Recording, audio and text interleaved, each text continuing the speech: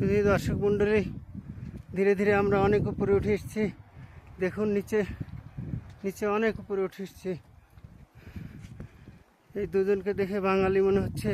দাদা, আপনার বাড়ি কোথায়? সত্যি বাঙালি আমরা। বাঙালি। বাড়ি কোথায়? বাড়ি ঘোষপুকুর, শিলিগুড়ি।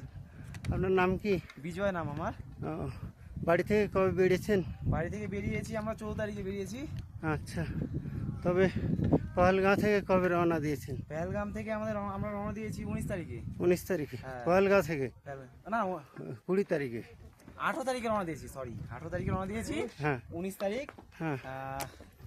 কি বেস ক্যাম্পটার নাম যে ভুলেও গেছি, এখান থেকে রওনা দিয়েছি আমরা। 19 তারিখে? হ্যাঁ 19 তারিখে। আচ্ছা, আপনারা কয়জন আছেন দলে? আমরা দলে দুজনই আছি। দুইজনই? হ্যাঁ শুধু দুজন? হ্যাঁ শুধু দুজন। তে আপনি এর আগেও এখানে এসেছেন তো? না, প্রথমবার এটা। প্রথমবার? হ্যাঁ। তো পাহাড়ে ওঠার অভিজ্ঞতাটা কেমন? সত্যি কথা বলতে পারে ওঠার অভিজ্ঞতা আমার আছে, ঠিক আছে? আছে। হ্যাঁ। কিন্তু সমস্যা হচ্ছে দাদাটাকে নিয়ে একটু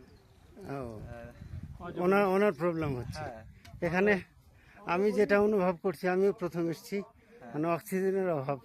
আমার ওরকম কোনো অসুবিধা কিছুই হয়নি। আপনার অসুবিধা হচ্ছে? কিছুই হয়নি আপাতত। আচ্ছা, তাহলে আপনার যাত্রীর, আমার দর্শকের জন্য বলেন কি কি উপদেশ, কি আনলে ভালো হয়, কেমন করে চললে ভালো হয়, যেহেতু আপনি একটা যদি কেউ এখানে আসতে চায় হুম। তো অবশ্যই যেখানে থাকেন ওখানে ট্রেকিংটা অবশ্যই করে নিতে হবে। হ্যাঁ।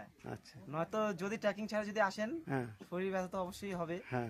আর অবশ্যই যদি কারো যদি শরীরে একটু যদি কমজোরি থাকে তো অক্সিজেন ট্যাঙ্ক অবশ্যই নিয়ে আসবেন। আচ্ছা। কারণ এখানে অক্সিজেন অভাব খুবই দেখা যায়। খুবই দেখা যাচ্ছে। হ্যাঁ। আর আপনার মেডিসিনের বা মেডিকেলের অবস্থা কেমন আছে এখানে? জয় ভোলে, জয় ভোলে।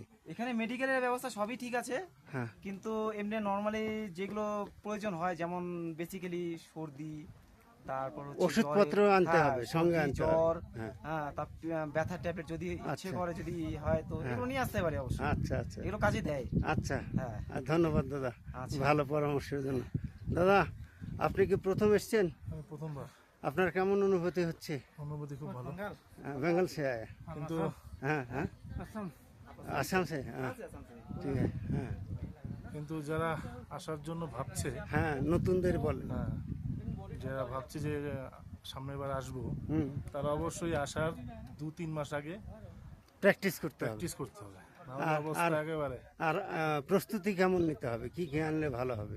মেন হচ্ছে সিলিন্ডার একটা আনতে হবে, অক্সিজেন সিলিন্ডার অক্সিজেন সিলিন্ডার? আচ্ছা। একটা আনতে হবে, আনলে খুবই ভালো হয়। হ্যাঁ, আমি আনিনি, আমি বুঝতে যারা পারছি। একটু অসুস্থ আর কি, যাদের হার্ট দুর্বল বা একটু ইয়ে আছে, হাত দুপুরে তো মেডিকেলে ধরা পড়বে, মেডিকেলে ধরা পড়বে। তাও এখানে আসার পরে অনেক সময় খাওয়া দাওয়া ঠিক থাকে না। হ্যাঁ, হ্যাঁ, ওয়েদারটা তো একেবারে change। ওয়েদার চেঞ্জ, রুক্ষ ওর weather। জন্য হ্যাঁ। সিলিন্ডারটা লাগুক না লাগুক, যেরকম আমি না এনে আমি পস্তাচ্ছি। হুম। হ্যাঁ, না এনে পস্তাচ্ছি। আনতে হ্যাঁ, হতো। সর্দি, পেট খারাপ হইলে ওষুধ, হুম আর তারপর কি বলে এটা, ব্যথার ওষুধ, হুম। স্প্রে নিয়ে আসলেও ভালো হয়। হুম।